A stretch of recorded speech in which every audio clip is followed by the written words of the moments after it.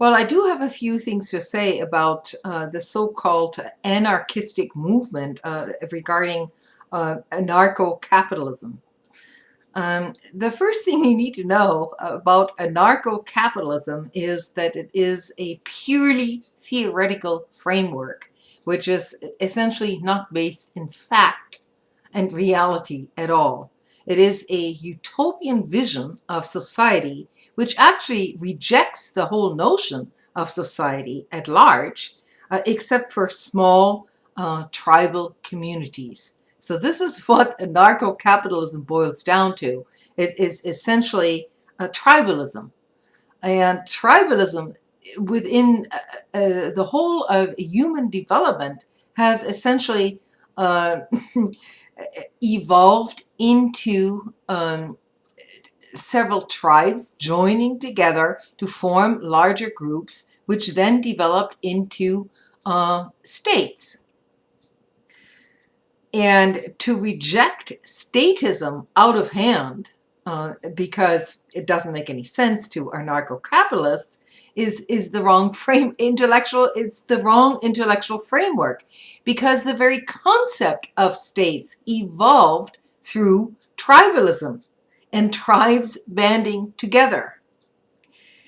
This whole notion of not having any enforceable laws through some state is simply replaced by individual laws that are come up with, that humans come up with in their own small communities.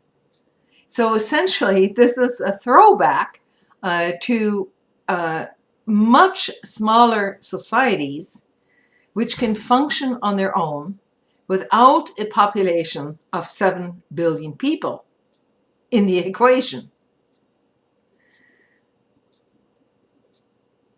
Anarcho-capitalism, essentially, that whole philosophy is based on the assumption of self-ownership, which is in itself an oxymoron, because you can't own yourself. Nobody owns anything, really. And it is essentially based on the notion that private property is the wherewithal for all human interaction. That is what this anarcho-capitalism is all based on. There are no other values except for individual values. But strangely enough, people then have to form groups in order to affirm and align themselves with other people who share their opinions. Well, how do you think states came about in the first place? It was through interactions of people, through a combination, not just by force, but through voluntary organizational frameworks that came about due to basically organized agriculture, and not just individual tribes, hunter-gatherer societies. It came about because human populations became bigger in quantity, and they aligned themselves with like-minded people. And for some reason, anarcho-capitalists think that you can simply remain individual entities without, forming larger groups. At the same time, they reject other groupings which may have completely different belief systems than their own, and they call this a non-reality.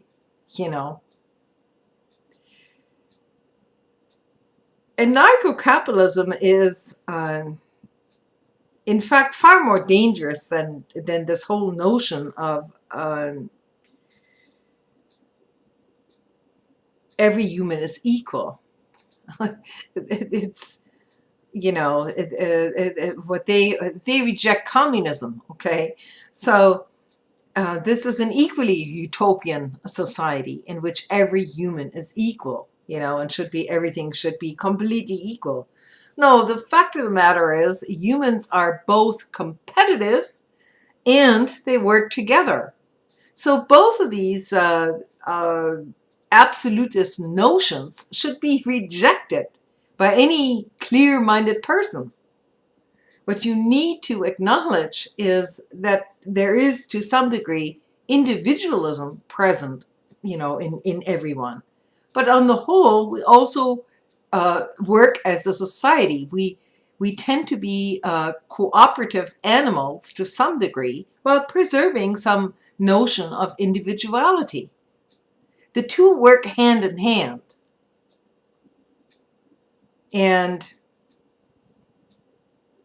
anybody that subscribes to some sort of belief system where you have one absolute, especially this dogma within this anarcho-capitalist belief system, that profit and entrepreneurship can bring about individual entrepreneurship can bring about any sort of notion of justice is simply misguided.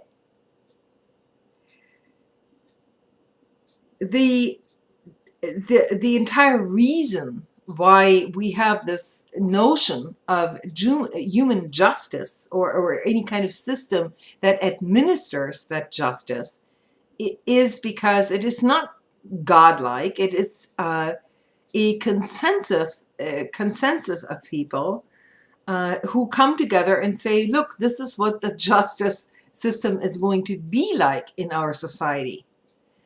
And you have to reject the notion that any kind of justice system is perfect. It isn't. But the anarcho-capitalists basically simply want to privatize justice, and based on property rights, based on this idiotic notion of self-ownership. It is just completely, it's an oxymoron. Nobody, how can you own yourself? You don't own, there's nothing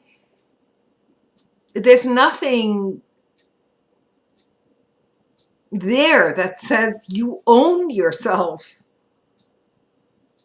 You don't own anything. You have you're a living entity. You don't own yourself, and nor does anybody else own you. But there is cooperation and individualism. And so this whole notion of self-ownership, this extreme notion of private property rights and having private property people come together and form some sort of a society in which non-property owners have essentially no rights, is a completely idiotic notion. Humanity has never worked that way since the very beginning. So this is to reject all anthropology, all human studies, basically, based on how societies have evolved or are devolving into entities. People are not separate entities. But whether you take a simple family unit or you take it into a larger context, people in the end have to cooperate with each other to exist. And it also means taking a much larger framework into consideration, that not everything in existence is there because you want to be an entrepreneur and want to profit from something, I mean, this is a Randian version of reality that needs to be rejected. We cannot just exist in simple family plots on some piece of land, thinking that everything else around you is simply governed by your own private property rights. If everyone did this just based on private property alone, you wouldn't have air to breathe, you wouldn't have water, everything would become privatized.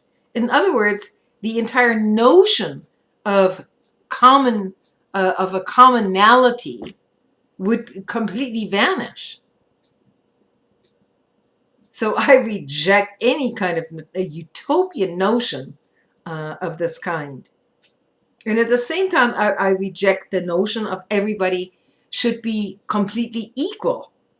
You know, human nature is such that we act both as individual entities and collectively. So any kind of extremism of that kind, I reject it out of hand, because it will lead nowhere except to war. So that's my take on anarcho-capitalism. And I think that's quite enough.